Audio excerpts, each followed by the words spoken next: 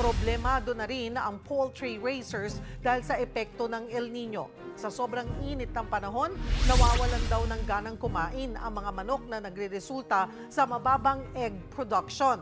Kadalasan din ay maliliit ang mga itlog ng mga ito. Maraming manok din daw ang namamatay dahil sa heat stroke. Para pag-usapan yan, magkakasama natin si Francis Uyihera, ang presidente ng Philippine Egg Board Association o PEBA. Magandang tanghali po sa inyo, sir. Magandang tanghali po, Miss Cheryl. Regular na problema po yung tuwing tag-init nga, ano, sir, itong pagbaba po ng egg production ng mga manok. O ngayon lang ba nakakaranas ang bansa ng El Nino phenomenon? Taon-taon po ay humaharap po tayo sa ganitong klase ng panahon during summer, ano? At parang nagiging regular na rin po ang phenomenon ng El Nino. Kaya nagkakaiba-iba lang po doon sa temperatura, no, aktual na temperatura kung gaano kainit yung panahon. Mhm.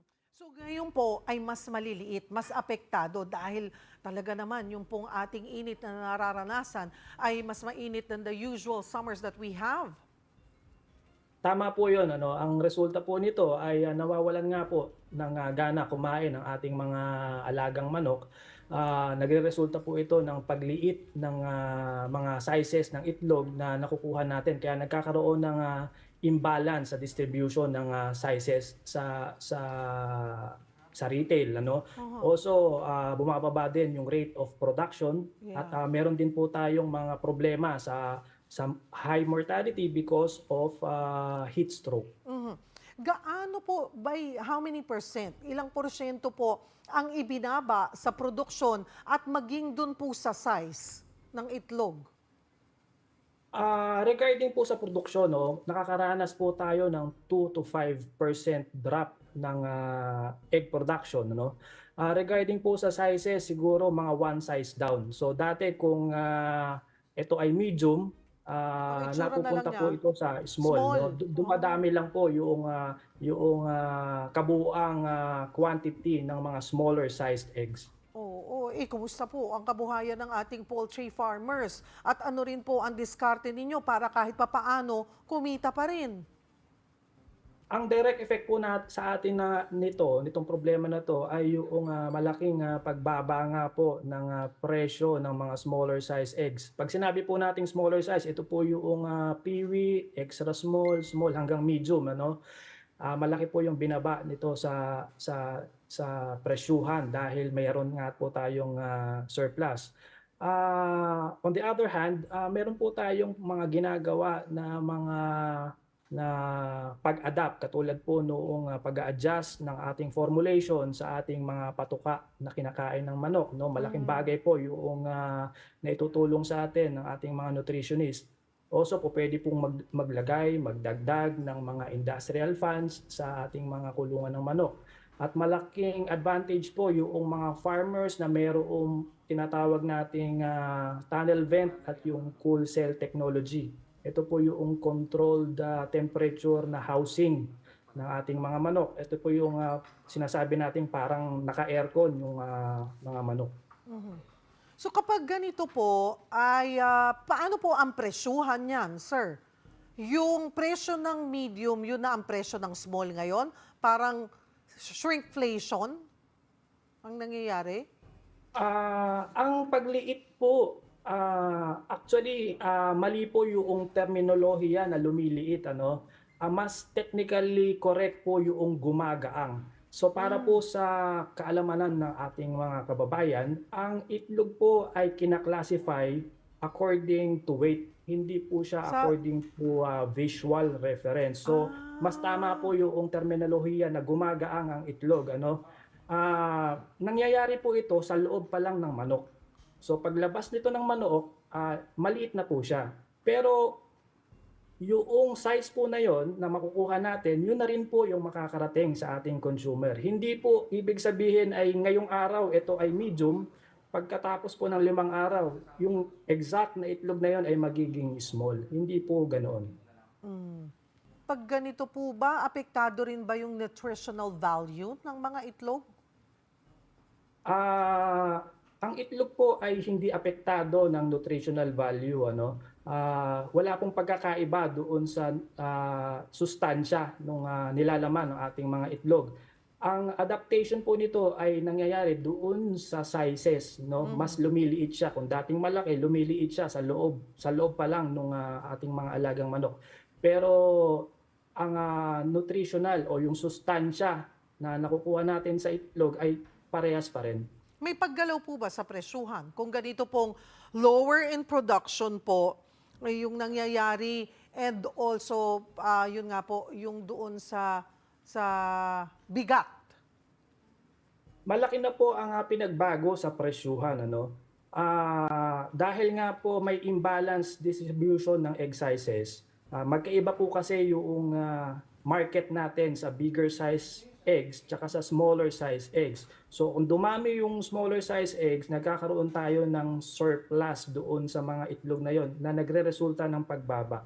Also sa mga panahon po na ito, significantly malaki rin po ang ibinaba ng consumption ng ating mga consumer ano. Simula po nung January siguro mga nasa 30 to 40% na po ang ibinaba ng consumption ng taong bayan. Bakit ho kaya? Normally po kasi ang ating mga kababayan, katulad po nung Pasko, napakataas ng itlog. Pag may okasyon po ang ating kadalasan, no, ating instinct ay gumastos, mag-celebrate. No? Pero pagkatapos po noong mga okasyon, tayo po ay nagtitipid para po dun sa susunod naman na okasyon na. Also, itong mga panahon na ito, irregular na po yung pasok ng mga estudyante, no? Malaki rin po ang kanilang consumption ng pagkain ng itlog tuwing umaga pagka pumapasok sa eskwelahan. Mhm. Also, itong mga panahon na ito, ang ating mga kababayan ay nagbabakasyon, no? Nagpupunta sa ibang mga bansa, ibang lugar, because sobrang init nga dito sa ating bansa at para magbakasyon na rin. So, malaking kabawasan din po ito sa ating consumption ng itlog. Mhm. Pero magkano na po ba? Ano po ang presyuhan ngayon sa market? Ang farm gate price po ng medium po ang ginagawa nating benchmarking sa sizes. Naglalaro na po ito sa 4.50 hanggang 5.40 per piraso.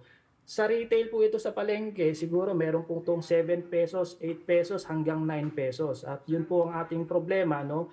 Malaki na po yung ibinaba ng presyuhan sa mga farm gate prices, pero may Doble pa. mga may mga retailers na natiling mataas pa rin ang kanilang Mhm. benta. Mhm. Kaya rin po siguro, pwede ring factor yun, Sir Francis, na nagdadalawang isip, bibili ba ako ng itlog ngayon or ibibili ko na lang ng iba pa? Tama po kayo, no? Ang mga farmers po kaya po nagbababa po ng presyo ay para affordable po ito sa ating consumers, ano? Kaya lang wala rin po itong silbi kung hindi rin po susunod yung ating mga retailers sa pagbababa din ng kanilang mga presyuhan, ano? Mhm. Hindi rin po ito gagalaw masyado sa consumer kung hindi nila ibababa yung presyo. Dapat po ang makinabang po nung price difference, yung pagbaba po ng presyo ng itlog, dapat po makinabang ang ating mga consumer. Kung ganito po, hindi po napopolis ng maayos o namomonitor po ng pamahalaan? Continuously, nakikipag-usap po tayo, no, sa Department of Agriculture tungkol sa problemang ito, no.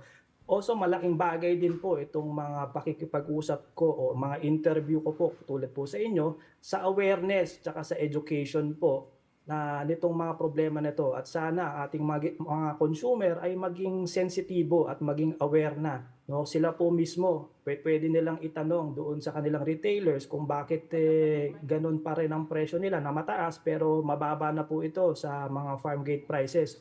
Also, malaking problema rin po sa amin is marami pong retailers, no? Kung kayo po ay magpupunta ng palengke, marami pong nagtitinda ng itlog nang wala pong nakalagay na mga egg sizes. Puro presyo lang, iba't ibang presyo. Katulad po nung ipinapakita natin dito sa ating video, Mm, wala po silang nilalagay wala na po, mga oo. kaukulang Ayan egg oh, size oo. categories kung hindi presyuhan lang. So kung ang consumer, paano po nila malalaman kung tama po ang timbang nito at kung tama po ba ang presyuhan ng itlog na kanilang binibili. Eh ano pong apela natin sa Department of Agriculture? Kasi kung ganito pong mataas, kasi kung ako yung consumer, abe, ba't ako bibili ng itlog? Mahal naman yung benta nyo, hindi ko nakukuha yung dapat na presyo na dapat kong makuha, hindi po ba? Maaapektuhan yan, yung the retailers din naman, maapektuhan kasi walang bibili sa kanila, at yung ating mga farmers as well.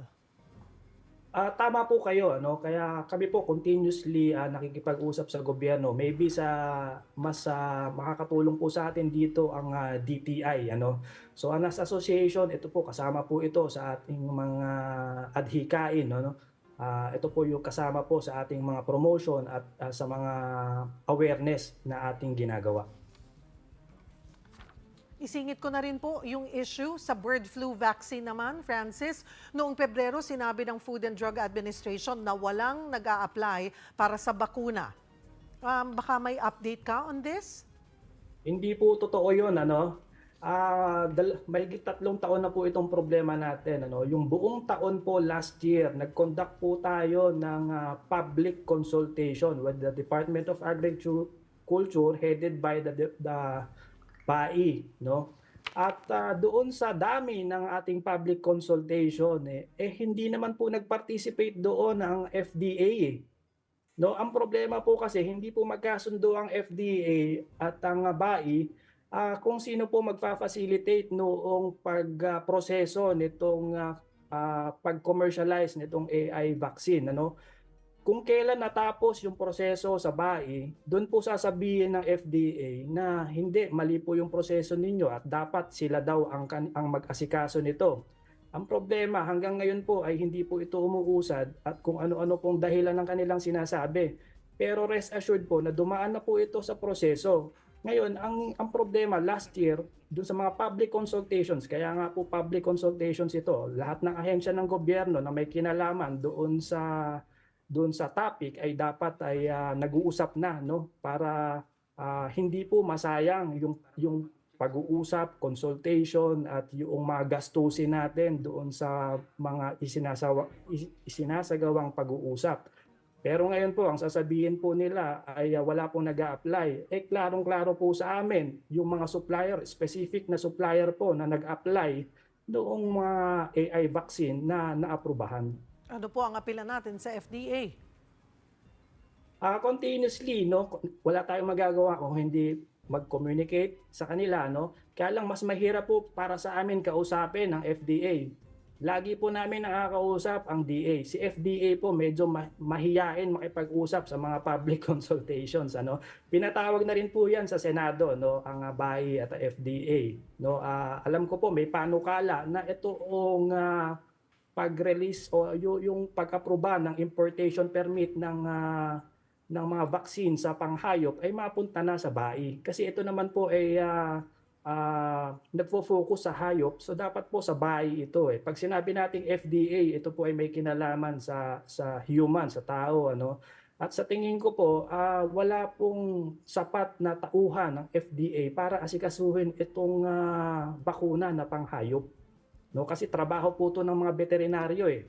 Ilan po ba ang veterinaryo sa FDA, no, kumpara sa BAI? So ang BAI po, karamihan po ng kanilang mga opisyal at mga tauhan ay mga veterinaryo.